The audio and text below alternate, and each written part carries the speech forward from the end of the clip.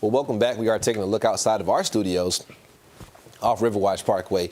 It is a nice evening out there. A beautiful horizon. It was a beautiful sunset and really hard to find a single cloud in the sky. We're going to keep those skies mostly clear for tonight, so some good news there.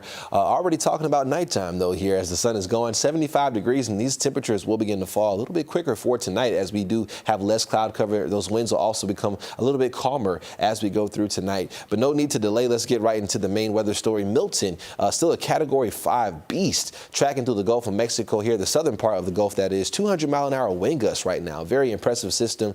This is still not too far away from the Florida Keys right now, honestly. And crunch time is here. The time to move out of the Florida peninsula is definitely winding down here. And by tomorrow, they'll start to see some pretty significant impacts, especially by tomorrow evening, as we're looking at a Cat 4, Cat 3, making an approach by tomorrow night into our Thursday morning. So tomorrow's going to be the impact day into Thursday morning. We'll see some gustier winds here Thursday as it's crossing over that Florida peninsula, just helping to tighten up our pressure gradient. But here's a look at Milton from 3D satellite. You can see these thunderstorms just forming around the top of that eye right there. Just some really large or tall cloud tops and really robust thunderstorm activity, indicative of a strong system. A little bit of wind shear, though, will help to weaken this system, and some dry air also is expected to wrap in. So that should help it weaken just a bit before landfall. But still pretty impressive on satellite. And as we look at rainfall ahead of Milton, also a concern for flooding concerns as a front now dropping in, kind of enhancing the potential for rainfall there.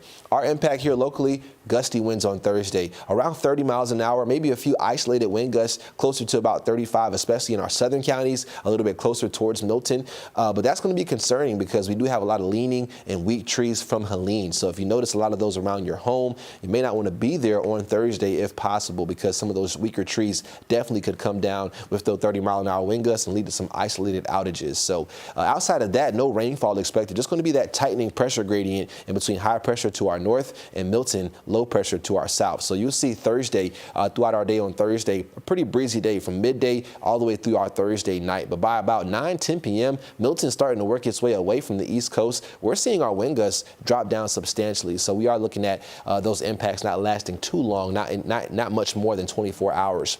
But Tampa is setting up for one of the worst impacts they've seen ever in history. This is a look at hurricane strikes since 1950 up until last year. You can see Tampa really has been spared for decades, but it looks like they're not going to be able to avoid the brunt of this system. Also, some pretty significant storm surge impacts expected, up to 12 feet around that Tampa area. Even north and south of Tampa is still getting up to 12 feet, 12 feet plus, I should have said, for the Tampa area. And then even as far north as the Georgia coastline, which is really impressive, we're looking at storm surge values up to 6 feet possible. So still some concerns for our coastal communities along the Georgia and South Carolina coastline.